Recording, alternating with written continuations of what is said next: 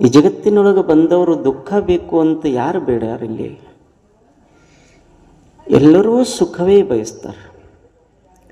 ಸುಖವೇ ಜೀವನಕ್ಕೆ ಮೂಲ ಆಧಾರ ಅಂತ ಎಲ್ಲರೂ ತಿಳ್ಕೊಂಡಾರ. ಪುಣ್ಯ ಬೇಕು, ಪಾಪ ಬೇಡ. ಸುಖ ಬೇಕು, ದುಃಖ ಬೇಡ. ಆದರೆ ಈ ಸುಖದ ಮೂಲ ಅರಿಯಲಿಲ್ಲ, ಪುಣ್ಯದ ಮೂಲ ಅರಿಯಲಿಲ್ಲ. ಕೇವಲ ಪುಣ್ಯ ಪ್ರಾಪ್ತಿಗಾಗಿ ಹಂಬಲಿಸಿದವರು ಸಾಕಷ್ಟು ಜನ, ಕೇವಲ ಸುಖದ ಬಯಕೆಯನ್ನು ಅನುಸರಿಸಿದವರು ಸಾಕಷ್ಟು ಜನ. ಅದನ್ನೇ ಒಬ್ಬ ಜ್ಞಾನಿ ಹೇಳಿದ, ಪುಣ್ಯಶ್ಯ ಫಲಮಿಚ್ಛಂತಿ ಪುಣ್ಯಂ ನೇಚ್ಛಂತಿ ಮಾನವ, ಪಾಪಶ್ಯತು ನ ಹಿಚ್ಛಂತಿ ಪಾಪಂ ಕುರುವಂತಿ ಯತ್ನತಃ ಯತ್ನತಃ ಯತ್ನತಃ. ಏನು ಸುಂದರ ಮಾತುಗಳನ್ನು ಹೇಳ್ಯಾರ. ಆತ ಹೇಳ್ತಾನೆ, ಎಲ್ಲರೂ ಪುಣ್ಯ ಬಯಸ್ತಾರೆ, ಆದರೆ ಪುಣ್ಯದ ಮಾರ್ಗವಾದಂಥ ಸತ್ಸಂಗ ಮಾಡೋದಿಲ್ಲ, ಮಹಾತ್ಮರ ದರ್ಶನ ಎಂದೂ ಮಾಡಲೇ ಇಲ್ಲ, ಕೈ ಎತ್ತಿ ದಾನ ಧರ್ಮಾದಿಗಳನ್ನು ನೀಡಲಿಲ್ಲ, ಕರುಣೆಯ ಭಾವವನ್ನು ತೋರಲಿಲ್ಲ. ಆದರೆ ಏನು ಬೇಡ್ತಾನ? ಇವೆಲ್ಲ ಪುಣ್ಯದ ಮೂಲಗಳ, ಇವು ಎಲ್ಲ ಪುಣ್ಯವನ್ನು ನೀಡುವಂಥ ಮೂಲ ಇವನ್ನು ಮಾಡಲಿಲ್ಲ. ಆದರೆ ಬರೀ ಪುಣ್ಯ ಬಯಸ್ತಾನೆ. ಆದರೆ ಪಾಪ ಬ್ಯಾಡಂತಾನ, ಪಾಪವನ್ನು ಬೆನ್ನು ಹಚ್ಚಿಕೊಳ್ಳುವಂಥ ಕಾರ್ಯಗಳನ್ನೇ ಮಾಡ್ತಾನೆ. ಪಾಪಂ ಕುರುವಂತಿ ಯತ್ನತಃ ಯತ್ನತಃ ಅಂತವ. ಬ್ಯಾಡಂದ್ರೂ ಪ್ರಯತ್ನಪೂರ್ವಕವಾಗಿ ಪ್ರಯತ್ನ ಮಾಡಿ ಮಾಡಿ ಮಾಡಿ ಪಾಪನೇ ಮಾಡ್ತಾನೆ.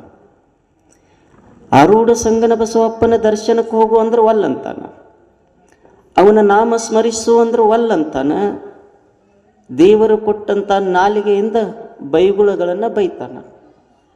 ಇದು ಪಾಪ. ನಿಂದ ಮಾಡಬೇಡಪ್ಪ ಅಂತ ಎಲ್ಲರೂ ಹೇಳಿದ್ರು.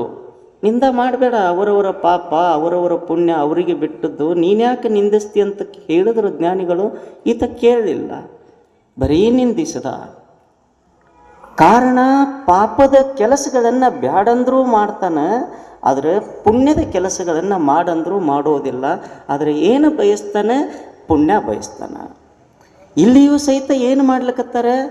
ಸುಖ ಬೇಕಂತಾರೆ. ಎಲ್ಲರೂ ಸುಖ ಬಯಸ್ತಾರೆ. ಸುಖಕ್ಕೆ ಮೂಲವಾದಂಥದ್ದು ಯಾವುದೂ ಮಾಡೋದಿಲ್ಲ, ಕೇವಲ ಸುಖ ಬಯಸ್ತಾರೆ, ದುಃಖ ಬ್ಯಾಡಂತಾರೆ. ಸುಖ ಹೇಗದ ಅಂದರೆ ಒಂದೇ ರೀತಿಯಾಗಿ ಸುಖ ಇಲ್ಲ ಈ ಜಗತ್ತಿನೊಳಗೆ. ಅನೇಕ ವಿಧದೊಳಗೆ ಸುಖಗಳದಾವ. ನನಗೊಂದು ಸುಖ ಕೊಟ್ಟಿತು ಅಂದರೆ ಅದು ನಿಮಗೆ ಸುಖ ಕೊಡೋದಿಲ್ಲ, ಅದು ಹಿತ ಅನ್ನಿಸೋದಿಲ್ಲ. ನನಗೇನು ಹಿತ ಅನ್ನಿಸ್ತದೆ? ಸುಮ್ಮನೆ ಒಬ್ಬಂಟಿಗನಾಗಿ ಇರಬೇಕು, ಸುಮ್ಮನೆ ಏನಾದರೂ ಓದಬೇಕು, ಸುಮ್ಮನೆ ಭಗವಂತನ ಧ್ಯಾನ ಮಾಡಬೇಕು, ಇದು ನನಗೆ ಸುಖ ಕೊಡ್ತದೆ. ಆ ಸುಖ ನಿಮಗೆ ಕೊಡಲಿಕ್ಕಿಲ್ಲ, ಅದು ನಿಮಗೆ ದುಃಖ ಅನ್ನಿಸ್ಬೋದು. ಅಥವಾ ನಿಮಗೆ ಏನು ಹಿತ ಅನ್ನಿಸಿರ್ತದೆ ಅದು ನನಗೆ ದುಃಖ ಕೊಡ್ತದೆ, ಅದು ನನಗೆ ಸುಖ ಕೊಡೋದಿಲ್ಲ. ಈ ಜಗತ್ತಿನೊಳಗೆ ಒಂದೇ ವಸ್ತು ಇಲ್ಲ ಸುಖಕ್ಕೆ, ಅನೇಕ ವಿಧಗಳಾಗಿ ಸುಖಗಳದಾವ. 8 ವಿಧದೊಳಗೆ ಸುಖಗಳದಾವ ಅಂತ ಹೇಳ್ತಾರೆ. ಅದನ್ನೇ ನಾವು ಲಿಂಗಾಷ್ಟಕದೊಳಗೆ ನೋಡ್ತೀವಲ್ಲ, ಅಷ್ಟ ದರಿದ್ರ ವಿನಾಶಕ ಲಿಂಗಂ ಅಂದರೆ 8 ದರಿದ್ರ ಅಂದರೆ ಬಡತನ ಅಂತಾದರೂ ತಿಳ್ಕೋರಿ, ಪಾಪ ಅಂತಾದರೂ ತಿಳ್ಕೋರಿ, ಏನಾದರೂ ತಿಳ್ಕೋರಿ. ಜ್ಞಾನಿಗಳು ಅನೇಕ ವಿಧವಾಗಿ ಅವುಗಳನ್ನು ವರ್ಣಿಸಿದ್ದಾರೆ. 8 ವಿಧದ ದುಃಖಗಳನ್ನು ನಾಶ ಮಾಡುವವ ಯಾರು ಅಂತ ಕೇಳಿದ್ರೆ ಸಮರ್ಥ ಸದ್ಗುರು ಸಂಗನ ಬಸವ 8 ದುಃಖ ನಾಶ ಮಾಡ್ತಾನೆ. ಮತ್ತು 8 ದುಃಖ ನಾಶ ಮಾಡ್ತಾನಂದ್ರೆ ನಾವು ತಿಳ್ಕೊಬೇಕಲ್ಲ, 8 ವಿಧದೊಳಗೆ ಸುಖ ಅದಾವ. ಆ ಸುಖ ಶ್ರೀಮನ್ ನಿಜಗುಣ ಶಿವಯೋಗಿಗಳು ಹೇಳ್ತಾರೆ ಇಲ್ಲಿ, ಆ ಸುಖ ಏನು ಜನ ಬಯಸಿ ಹೊಂಟಾರ 8 ಸುಖಗಳು, ಆ ಸುಖಗಳು ನನಗೆ ಬೇಡ ಅಂತಾರೆ. ಎಂಥದ್ದದ ನೋಡ್ರಿ ಕಲ್ಪನೆ. ಜ್ಞಾನಿಗಳ ಕಲ್ಪನೆ ಎಂಥದ್ದು, ಜ್ಞಾನಿಗಳ ವಿಚಾರ ಸರಣಿ ಎಂಥದ್ದು, ಜ್ಞಾನಿಗಳು ನಡೆದು ಬಂದ ದಾರಿ ಎಂಥದ್ದು, ಜ್ಞಾನಿಗಳು ವಿಚಾರಿಸುವ ಯೋಚನೆಗಳೆಂಥದ್ದು, ನಿಮ್ಮಂಥವರ ಯೋಚನೆಗಳು ಎಂಥದ್ದದವ.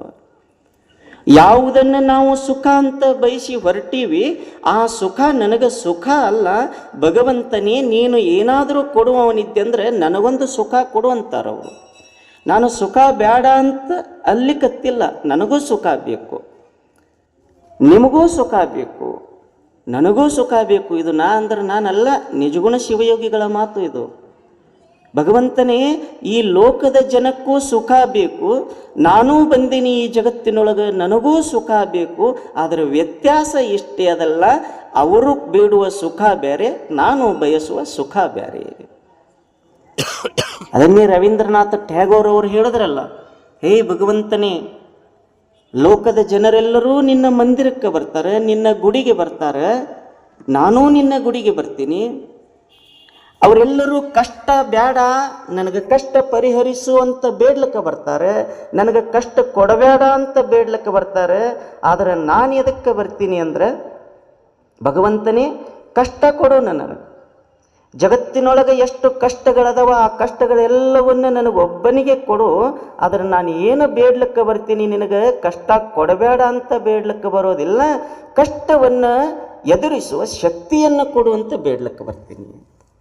ಎಂಥದ್ದು ನೋಡಿ, ಇದು ಕಲ್ಪನೆ ಎಂಥದ್ದು, ರವೀಂದ್ರರ ಕಲ್ಪನೆ ಇದು. ಇಲ್ಲಿ ಶ್ರೀಮನ್ ನಿಜಗುಣ ಶಿವಯೋಗಿಗಳಂತಾರೆ, ಹೇ ಭಗವಂತನೇ, ನಾನೂ ಸುಖ ಬಯಸಲಿಕತ್ತೀನಿ, ನನಗೂ ಸುಖ ಬೇಕು. ಆದರೆ ಯಾವ ಸುಖ ಬೇಕು ಅಂದರೆ, ತೋರಿ ಮರೆಯಾಗುವ ಸುಖ ನನಗೆ ಬೇಡ, ಶಾಶ್ವತವಾಗಿ ನೆಮ್ಮದಿಯನ್ನು ನೀಡುವಂಥ ಸುಖವನ್ನು ನನಗೆ ದಯಪಾಲಿಸು. ಅದನ್ನು ಪ್ರಾರ್ಥನೆ ಮಾಡಿಕೊಳ್ಳಕ್ಕೆ ಜ್ಞಾನ ಪ್ರತಿಪಾದನಾ ಸ್ಥಳದೊಳಗೆ ಭಾಳ ಸುಂದರ ವಿಷಯವನ್ನು ಅನುಭವದ ಅಮೃತದೊಳಗೆ ಇವತ್ತು ಎಡೆ ಮಾಡಿದ್ದಾರೆ ಅಪ್ಪಂಗಳು. ಅವರು ಹೇಳ್ತಾರೆ, ನಿಖಿಳವೆನಿಸದೇಕ ಮುಖವಾಗಿರೆನ್ನೋಳು ಸುಖವೇ ನಿಜ ಸುಖವೇ. ಏನು ಸುಂದರ ಮಾತದ ನೋಡ್ರಿ. ಇದೊಂದು ಪಲ್ಲವಿಯನ್ನು ಆಧಾರವಾಗಿಟ್ಟುಕೊಂಡು ನಾವು ಇವತ್ತು ಅದನ್ನು ವಿಮರ್ಶೆ ಮಾಡೋದು. ನಿಜಗುಣರಂತಾರೆ, ನಿಖಿಳವೆನಿಸದ ಏಕಮುಖವಾಗಿರೆನ್ನಳು. ಹೇ ಭಗವಂತನೇ, ಸುಖ ಅನೇಕ ವಿಧದೊಳಗಾವಂತ ನಾವು ಪೀಠಿಕೆಯೊಳಗೆ ನೋಡಿದೇವಿ. ಸುಖ ಅನೇಕ ವಿಧದೊಳಗದಾವ. ಯಾರಿಗೆ ಒಂದೊಂದು ಸುಖ ಅವರಿಗೆ ಇಷ್ಟ ಕೊಡ್ತದೆ, ಒಂದಿಷ್ಟು ಹಿತ ಅನ್ನಿಸ್ತದೆ. ಆದರೆ ಆ ಸುಖಗಳು ಯಾವುವು ಬೇಡ ನನಗೆ. ತೋರಿ ಮರೆಯಾಗುವ ಸುಖ ಬೇಡ. ತೋರಿ ಮರೆಯಾಗುವ ಸುಖಗಳದಾವು. ಸುಮ್ಮನೆ ದುಡ್ಡದಂತ ಇಟ್ಕೊಳ್ಳೋನು, ದುಡ್ಡು ಇರೋ ತನಕ ಸುಖ ಕೊಡ್ತದೆ. ನಮ್ಮ ಕಿಸೆಯೊಳಗೆ ಇರೋ ತನಕ ಏನು ಜಗತ್ತ ಸಣ್ಣದಾಗಿ ಕಾಣಿಸ್ತದೆ ನಮಗೆ. ಕಿಸೆಯೊಳಗಿನ ದುಡ್ಡು ಹೋಯ್ತು, ಕಿಸೆದೊಳಗಿನ ರೊಕ್ಕ ಹೋಯ್ತು, ದುಃಖ ಆಗ್ತದೆ. ರೊಕ್ಕ ಎರಡಕ್ಕೂ ದುಃಖ ಕಾಣಕ್ಕ ಅಂತ. ಸುಖಕ್ಕೂ ರೊಕ್ಕದ, ದುಃಖಕ್ಕೂ ರೊಕ್ಕನೇ ಅದು. ನಾವೆಲ್ಲರೂ ಇದನ್ನು ಅರ್ಥ ಮಾಡಿಕೊಳ್ಳಿಲ್ಲ, ಇದನ್ನು ವಿಚಾರಿಸಲಿಲ್ಲ, ಸುಮ್ಮನೆ ಸುಖ ಬಯಸಿ ಬಯಸಿ ಬಯಸಿ ಹೊರಟೀವಿ. ಆದರೆ ಶ್ರೀಮನ್ ನಿಜಗುಣ ಶಿವಯೋಗಿಗಳಂತಾರೆ, ಹೇ ಭಗವಂತನೇ, ನನಗೆ ಸುಖ ಕೊಡು. ಎಂಥ ಸುಖ ಕೊಡು ಅಂದರೆ, ಅಮರವಾಗಿರುವಂತಹ ಸುಖ ಕೊಡು. ಸದಾವ ಕಾಲ ನನ್ನ ಮನಸ್ಸಿನಲ್ಲಿ ಆನಂದವನ್ನು ನೀಡುವಂತಹ ಸುಖವನ್ನು ಕೊಡು. ಅದು ಯಾವ ಸುಖ ಅಂದರೆ ಒಂದೇ ರೂಪದೊಳಗಿರಬೇಕು. ಅದು ಅನೇಕ ರೂಪದ ಸುಖಗಳು ಬೇಡ ನನಗೆ. ಅನೇಕ ರೂಪದ ಸುಖಗಳು ಏನು ಮಾಡ್ತಾವ ಅಂದರೆ, ಒಂದಿಷ್ಟು ಇರ್ತಾವ, ಒಂದಿಷ್ಟು ಬರ್ತಾವ, ಸ್ವಲ್ಪ ದಿವಸ ಆಳ್ವಿಕೆ ಮಾಡ್ತಾವ, ಹೋಗಿಬಿಡ್ತಾವವು. ತೋರಿ ಮರೆಯಾಗುವ ಸುಖ ಶಾಶ್ವತ ಸುಖ ಅಲ್ಲ, ಅದು ಕ್ಷಣಿಕ ಸುಖ. ಯಾವುದು ತೋರೋದಿಲ್ಲ ಅದು ಮರೆಯಾಗುವುದಿಲ್ಲ, ಅದು ಏಕರೂಪ ಸುಖ ಅಂತಾರವರು. ಒಂದೇ ಸುಖ ಅದು, ಅಂಥ ಸುಖ ಕೊಡುವಂತಾರವರು. ಅದು ಯಾವ ಸುಖ ಅಂದರೆ, ಸದಾವ ಕಾಲ ಇರುವಂಥದ್ದು, ಬೆಳಕಾಗಿ ಹೊಳೆಯುವಂಥದ್ದು, ಮನಸ್ಸಿಗೆ ನೆಮ್ಮದಿಯನ್ನು ನೀಡುವಂಥದ್ದು, ಮನಸ್ಸಿಗೆ ಮುದವನ್ನು ನೀಡುವಂಥ ಸುಖ ಯಾವುದು ಅಂದರೆ, ಅದು ಬೇರೆ ಯಾವುದು ಅಲ್ಲ, ಅದು ಸಮರ್ಥ ಸದ್ಗುರು ಸಂಗನ ಬಸವನ ದಿವ್ಯ ನಾಮಾಮೃತ ಅನ್ನುವ ಸುಖ ಕೊಡು. ಏಕಮುಖ ಇದು. ಅವರು ಅದನ್ನೇ ಅಂತಾರೆ, ನಿಖಿಳವೆನಿಸದ ಏಕಮುಖವಾಗಿರೆನ್ನೋಳು. ನಿಖಿಳ ಅಂದರೆ ಸುಮ್ಮನೆ ಇದ್ದು ಮರೆಯಾಗಿ ಹೋಗುವುದು, ಅವ್ರ ಪದದ ಅರ್ಥ ಅದು. ಅಂಥದ್ದು ಬೇಡ ನನಗೆ. ಭಗವಂತನ ನಾಮ ಅನ್ನೋದು ಎಲ್ಲಿ ಮರೆಯಾಗ್ತದೆ? ಯಾವಾಗ ಬ್ರಹ್ಮಾಂಡ ಹುಟ್ಟ್ಯಾದ ಅದಕ್ಕಿಂತಲೂ ಮೊದಲದ ಇದು ಅಂತ ಹೇಳ್ಕೊಂಡು ಬಂದಾರ ಜ್ಞಾನಿಗಳು. ಮತ್ತದು ಕೊರತೆ ಆಗುವುದಿಲ್ಲ, ಎಂದೂ ಖರ್ಚಾಗೋಂಗಿಲ್ಲ, ಎಂದೂ ನಾಶ ಆಗೋಂಗಿಲ್ಲ, ಅವಿನಾಶಿ ಅದ. ಮತ್ತು ಎಷ್ಟು ನುಡಿದ್ರೂ ಸಹಿತ ಬೇಸರ ಅನಿಸೋದಿಲ್ಲಲ್ಲ. ಏನಪ್ಪ ಎಷ್ಟು ನುಡಿದೀವಿ ಅಂತ ಅನಿಸೋದಿಲ್ಲ. ನುಡಿದಾಗ ಒಮ್ಮೆ ಆನಂದ ಕೊಡುವಂಥದ್ದು ಯಾವುದಲ್ಲ, ಆ ಸುಖ ನನಗೆ ಕೊಡುವಂತೆ ಶ್ರೀಮನ್ ನಿಜಗುಣ ಶಿವಯೋಗಿಗಳಂತಾರೆ. ಆದರೆ ನಾವೇನು ಮಾಡೀವಿ ಅಂದ್ರೆ ಅಲ್ಪ ಸುಖಕ್ಕೆ ಬೆನ್ನು ಹತ್ತಿಬಿಟ್ಟಿವಿ. ಶಾಶ್ವತ ಸುಖ ವಿಚಾರವೇ ಮಾಡಿಲ್ಲ.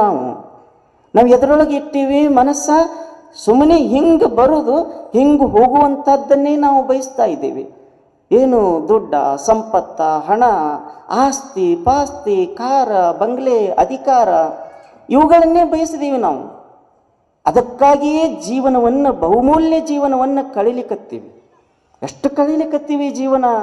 ಹಣಕ್ಕಾಗಿ ಎಷ್ಟು ದುಡಿತೀವಿ, ಗಳಿಸ್ತೀವಿ, ಬಳಸಲಾರ್ದೇನೆ ಸತ್ತು ಹೋಗ್ತೀವಿ. ನಾವೇನು ತಿಳ್ಕೊಂಡಿವಿ ಅಂದ್ರೆ ಹಣ ಒಂದಿತ್ತು ಅಂದ್ರೆ ಮುಗೀತು, ಅದೇ ಸರ್ವಶ್ರೇಷ್ಠ ಅಂತ ನಾವು ಭಾವಿಸೀವಿ. ರೊಕ್ಕ ಇದ್ರೆ ಮುಗೀತು, ನಮ್ಮಷ್ಟು ಶ್ರೀಮಂತರು ಯಾರದಾರ ಅಂತೀವಿ. ಆ ರೊಕ್ಕ ನಮಗೆ ನೆಮ್ಮದಿ ಕೊಡ್ತದಂತ ಭಾವಿಸ್ತೀವಿ. ರೊಕ್ಕನಿಂದ ನೆಮ್ಮದಿ ಸಿಗೋದಿಲ್ಲ, ದುಡ್ಡಿನಿಂದ ನೆಮ್ಮದಿ ಸಿಗೋದಿಲ್ಲ. ದುಡ್ಡಿನಿಂದ ಸುಖ ಸಿಗ್ತದಷ್ಟೇ. ಸುಖಕ್ಕೂ ನೆಮ್ಮದಿಗೂ ವ್ಯತ್ಯಾಸದ. ಸುಖ, ದುಡ್ಡಿನಿಂದ ಸುಖ ಸಿಗ್ತಿತ್ತು ಅಂದ್ರೆ ಜಗತ್ತಿನ ಅತಿ ಶ್ರೀಮಂತರೆಲ್ಲರೂ ಆನಂದವಾಗಿ ಇರಬಹುದಿತ್ತು. ಆದರೆ ಅವ್ರು ಯಾರೂ ಆನಂದವಾಗಿಲ್ಲ. ದುಡ್ಡು ಏನು ಮಾಡ್ತದೆ? ಮೊದಲು ಏನು ಅನ್ನಿಸ್ತದದು? ಸುಮ್ಮನೆ ನನಗೊಂದು ಲಕ್ಷ ಬಂದ್ರೆ ಸಾಕಪ್ಪ, ಆರಾಮಾಗಿ ಇರ್ತೀನಿ ಅಂತ ಅನ್ನಿಸ್ತದ. 1 ಲಕ್ಷ ಬಂತು ಅಂದ್ರೆ ಏನು ಅನ್ನಿಸ್ತದೆ? ಇನ್ನೊಂದು ಲಕ್ಷ ಬಂತಂದ್ರೆ ಚಲೋ ಆಗ್ತದೆ. ಈ ಲಕ್ಷ ಬಂತು, ಬಡತನ ಹೋಯ್ತು. ಇನ್ನೊಂದು ಲಕ್ಷ ಬಂತು ಅಂದ್ರೆ ಆರಾಮಾಗಿರ್ಬೋದು, ಮಕ್ಕಳ ಶಾಲೆ ಕಲಿಸ್ಬೋದು, ಬೇಕು ಬೇಡಾದ್ದೆಲ್ಲ ತೊಗೊಂಡು ಆರಾಮಾಗಿ ಇರಬಹುದು ಅಂತ ಅನ್ನಿಸ್ತದ, ಆಶಾ ಹುಟ್ಟಿಸ್ತದೆ. ಇನ್ನೊಂದು ಲಕ್ಷ ಗಳಿಸ್ತೀವಿ ಅಂದ್ರೆ ಬ್ಯಾರೆದವ್ರನ್ನ ನೋಡ್ತೀವಲ್ಲ, ಕಾರು ಬಂಗ್ಲೆದವ್ರು, ಇನ್ನಷ್ಟು ಬಯಸ್ತದ. ಬಯಸಿ ಬಯಕೆಯೊಳಗನೇ ಜೀವನ ಕಳೆದು ಹೋಗ್ತದೆ ವಿನಃ ಇದು ನೆಮ್ಮದಿಯನ್ನು ಕೊಡೋದಿಲ್ಲ. ಯಾರು ಅಲ್ಪ ಸುಖಕ್ಕೆ ಬೆನ್ನತ್ತಿ ಹೋಗ್ಯಾರ, ಅವ್ರು ಯಾರೂ ಅಮರರಾಗಿಲ್ಲ. ಜಗತ್ತಿನ ಇತಿಹಾಸದೊಳಗೊಂದು ಸಲ ನೋಡ್ರಿ ನೀವು, ಎಷ್ಟು ಜನ ಶ್ರೀಮಂತರಾಗಿ ಹೋಗ್ಯಾರ, ಎಷ್ಟು ರಾಜರಾಗಿ ಹೋಗ್ಯಾರ. ಅವ್ರ ಹೆಸರು ಇವತ್ತು ಯಾರೂ ನೆನಪಿಟ್ಟಿಲ್ಲ, ಮರ್ತು ಹೋಗ್ಯಾರ. ಎಲ್ಲರ ಹೆಸರು ಯಾರದ ನೆನಪದ? ಜಗತ್ತಿನೊಳಗೆ ಅನೇಕ ದೊಡ್ಡ ಶ್ರೀಮಂತರು, ರಾಜ ಮಹಾರಾಜರು ಒಂದಷ್ಟು ದಿನ ಬಂದರು, ಆಳಿದ್ರು, ಆಳ್ವಿಕೆ ಮುಗೀತು, ಅವರಲ್ಲಿದ್ದ ಸಂಪತ್ತು ಹೋಯ್ತು, ಅಧಿಕಾರವೂ ಹೋಯ್ತು, ಅವರೂ ಹೋದರು. ಯಾರು ಇದ್ರು ಅನ್ನೋದೇ ಗೊತ್ತಿಲ್ಲ ನಮಗೆ. ಯಾರು ಅಲ್ಪ ಸುಖವನ್ನು ಬಯಸ್ಯಾರ ಅವ್ರು ಯಾರ ಹೆಸರು ನೆನಪು ಉಳಿದಿಲ್ಲ. ಯಾರು ಶಾಶ್ವತ ಸುಖ ಬಯಸ್ಯಾರ ಅವ್ರ ಹೆಸರು ಮರ್ತೇ ಇಲ್ಲ. ಸುಮ್ಮನೆ ತುಕಾರಾಮ, ಯಾರಿಗೂ ಗೊತ್ತಿಲ್ಲ ಈ ಹೆಸರ. ತುಕಾರಾಮೇನು ಭಾಳ ದೊಡ್ಡ ಶ್ರೀಮಂತ ಇದ್ದೇನೆ ಏನಿರಲಿಲ್ಲ, ಭಾಳ ಬಡವನಿದ್ದಾತ. ಬಾಹ್ಯದೊಳಗೆ ಬಡವನಿದ್ದ, ಅಂತರಂಗದೊಳಗೆ ಶ್ರೀಮಂತನಿದ್ದ. ಮನೆ ನೋಡ ಬಡವರು, ಮನ ನೋಡ ಘನ. ಧನದಲ್ಲಿ ದರಿದ್ರರು, ಘನ ಮನ ಸಂಪನ್ನರು. ಮನಿ ಬಡತನದ, ಮನಿ ಗುಡಿಸಲದ, ಆದ್ರೆ ಮನಸ್ಸ ಏನು ಮಾಡೋದು? ಹೊರಗೆ ಮನಿ ಶ್ರೀಮಂತದ, ಸಂಪತ್ತದ, ಬಂಗ್ಲೆ ಅದ, ಒಳಗೆ ದರಿದ್ರತನ ತುಂಬ್ಯಾದ. ಏನು ಮಾಡೋದು ಅದು ಸಂಪತ್ತ ತಗೊಂಡು? ಹೊರಗೆ ಶ್ರೀಮಂತರು, ಅದರ ಒಳಗೆ ದರಿದ್ರರು. ಆದರೆ ಶರಣರ ಹಂಗಲ್ಲ, ಹೊರಗೆ ಬಡವರು, ಒಳಗೆ ಘನಮನ ಶ್ರೀಮಂತರದಾರ, ಅವರು ಸಂಪನ್ನರದಾರ. ತುಕಾರಾಮ ಬಹಳ ಶ್ರೀಮಂತ. ಎದರೊಳಗೆ? ಹೃದಯದೊಳಗೆ. ಬಾಹ್ಯದೊಳಗೆ ಬಡವ. ಸುಮ್ಮನೆ ತುಕಾರಾಮನ ಬಡತನ ನೋಡಿ ಶಿವಾಜಿ ಮಹಾರಾಜ ತನ್ನ ಸೈನಿಕರಿಗೆ ಕೊಟ್ಟು ಕಳಿಸಿದ ಮುತ್ತ, ರತ್ನ, ಸಂಪತ್ತ, ಪಿತಾಂಬರ ಎಲ್ಲ ಕೊಟ್ಟು ಕಳಿಸಿದ. ಎಲ್ಲವನ್ನ ಕೊಟ್ಟು ಕಳಿಸಿದಾಗ ಆ ಸೈನಿಕರು ಬಂದು ಹೇಳ್ತಾರೆ ತುಕಾರಾಮನಿಗೆ, ನೋಡಿ ಶಿವಾಜಿ ಮಹಾರಾಜರು ಬಹಳ ದಯಾವಂತರದಾರ, ನಿಮ್ಮ ಬಡತನ ನೋಡಲಾರದಕ್ಕೆ ಸಂಪತ್ತ ಕೊಟ್ಟು ಕಳಿಸ್ಯಾರ, ಇವು ತಗೋಬೇಕು ಅಂತ ವಿನಂತಿ ಮಾಡ್ಯಾರ, ಅದಕ್ಕೆ ಇವು ತಗೋಬೇಕು ಅಂದಾಗ ತುಕಾರಾಮರು ಅಂತಾರ, ನಾ ಬಡವದಿನಂತ ಶಿವಾಜಿಗೆ ಯಾರು ಹೇಳ್ಯಾರ ಅಂತ. ನಾನೆಲ್ಲಿ ಬಡವನದೀನಿ? ನಾನು ಬಹಳ ಶ್ರೀಮಂತನದೀನಿ. ನಾನು ಎಷ್ಟು ಶ್ರೀಮಂತನದೀನಿ ಅಂದ್ರೆ ನಿಮ್ಮ ಶಿವಾಜಿ ಮಹಾರಾಜರಿಗೆ ಹೇಳು ಧನ್ಯವಾದ, ಅವರು ಕೊಟ್ಟು ಕಳಿಸಿದ್ದು ಅವರ ದೊಡ್ಡ ಗುಣ. ಹೇಳು ಶಿವಾಜಿ ಮಹಾರಾಜರಿಗೆ ಹೇಳು, ನನ್ನಷ್ಟು